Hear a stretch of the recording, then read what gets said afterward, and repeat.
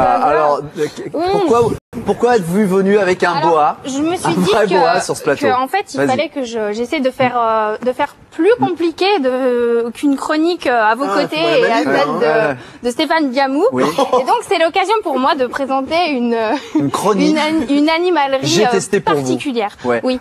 On salue Caroline Bonafous. Bonsoir Caroline, qui elle aussi n'est pas venue seule. Tant qu'à faire, montrez votre ami là. Jules. Comment se prénomme-t-il? Jules. Jules. Et de quoi s'agit-il ce truc-là?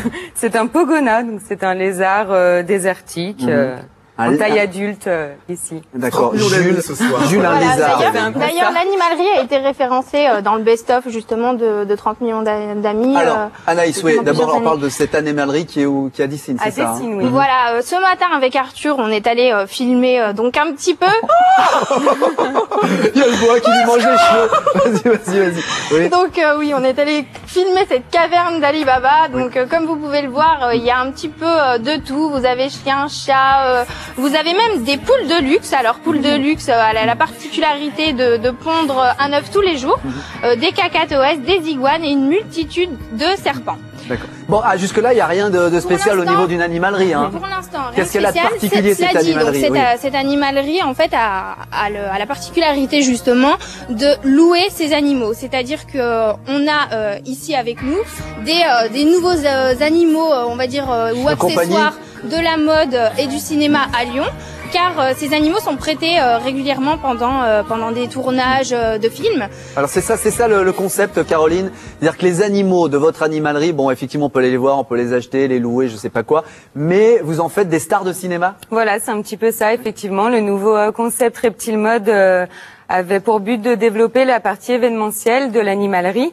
Donc nous mettons à disposition tous les animaux pour les tournages du Rhône, donc notamment des téléfilms, des films, mais aussi des défilés ou des séances photos. Voilà. Alors justement, donc c'est votre concept Reptile Mode que vous avez créé il y a très peu de temps finalement. Donc d'où vous est venue cette idée finalement?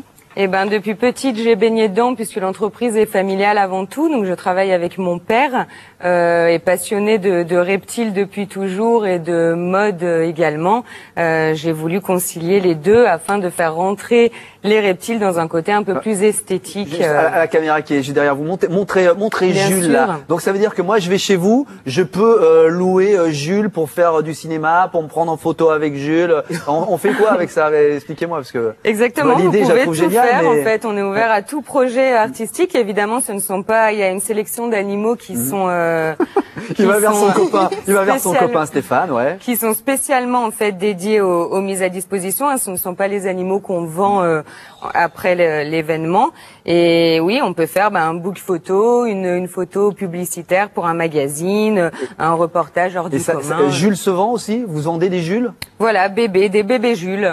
Combien ça vaut un animal comme ça? Une 60aine d'euros en magasin. Oh là là. Et alors, on va revenir à vous, Anaïs. Oui. Là, le boa que Anaïs a autour de son cou. On rappelle qu'on est en direct. Je ne prends même pas conscience de ce que j'ai autour de moi. Anaïs, le micro devant votre bouche parce qu'elle est tétanisée. J'ai même pas conscience de ce que j'ai autour de moi. On dirait un peu un sac comme ça. C'est un cadeau là. Elle a les bottes déjà. Ça a du succès un boa ça a du succès un boa, Caroline? Les boas sont effectivement les animaux en magasin qui deviennent le plus gros actuellement et qui n'est pas réglementé. Donc c'est des sujets qui, là, il est encore jeune. Ça peut atteindre une taille comprise entre 2 et 3 mètres de long. Celui-ci, quel âge il a? Celle-ci, c'est une femelle, elle a 2 ans. Excusez-moi, mademoiselle. Voilà. Elle a 2 ans. Ça se voit, Philippe? Elle mesure combien? 1m20? À peu près, oui, un bon 1m20 déjà. Allez-y, ouais. Ouais, et quels sont les animaux les plus difficiles à gérer finalement sur un tournage par exemple? Les humains? Alors déjà, entre autres, effectivement, pas les reptiles puisque, vous voyez, ils sont quand même relativement calmes. Donc une fois posés, ils jouent leur rôle sans trop de difficultés. Les plus délicats, c'est les chiens. Les chiens et puis. Ah non, on s'en fout. Vous nous faites pas rêver avec les chiens. Nous, on veut parler de boa, de reptiles. Quels sont les autres nouveaux animaux de compagnie, comme on dit, qui ont la cote et que vous louez, ou alors qu'ils ont très demandé sur les tournages? Principalement les serpents, effectivement, donc soit de grosse taille, soit colorés, et puis des lézards en tout genre. Vous avez des clients qui vous ramènent, excusez-moi Anaïs, vous avez des clients qui vous ramènent leurs reptiles, parce qu'ils en ont marre ou parce qu'ils peuvent plus s'en servir, s'en occuper? Alors oui, parfois, mais comme la plupart des animaux sont réglementés, nous ne sommes pas toujours dans la possibilité de les récupérer. Hein. Qu'est-ce que ça fait d'avoir un boa autour du cou? Mais écoutez, je croyais que c'était froid en fait, mais ça prend la température apparemment du corps parce que vous êtes chaud, il est chaud. Fallait la placer celle-ci. Moi, je la félicite parce que je serais incapable de faire ce qu'elle fait, Anaïs. Là, un boa, il y a des précautions à prendre lorsque vous louez, lorsque vous allez sur les tournages, etc. Ou c'est carrément inoffensif un animal comme ça, un reptile. Alors comme on met en garde quand même toujours avant un petit peu. Il faut pas s'approcher trop près, trop brusquement des têtes, puisque c'est des animaux qui voient mal. Et c'est tout, des conditions de température aussi, surtout, puisque c'est des animaux qui ont besoin de chaleur. Dernière question, Anaïs, tout va bien? Oui, bien sûr. Caroline, vous proposez d'autres prestations également, donc des soirées à thème qu'on peut faire, par exemple, si vous avez une soirée orientale. Voilà, effectivement, voilà, on a une soirée orientale avec les animaux, c'est quoi j'ai pas par exemple, vous organisez une soirée avec vos amis l'animal qui sort du truc là, etc. En décoration, de on peut les décorer présenter effectivement sur des tables ou faire un thème un petit peu tropical ou oriental. Et aussi, c'est vrai qu'on en parlait avec Caroline. Les enfants finalement sont briefés par les parents dès le plus jeune âge à être un peu apeurés de ce genre d'animaux. Et vous proposez des initiations, des ateliers de découverte aux enfants de 6 ans justement. Pour les initier, les éduquer. Voilà. Bon. Voilà.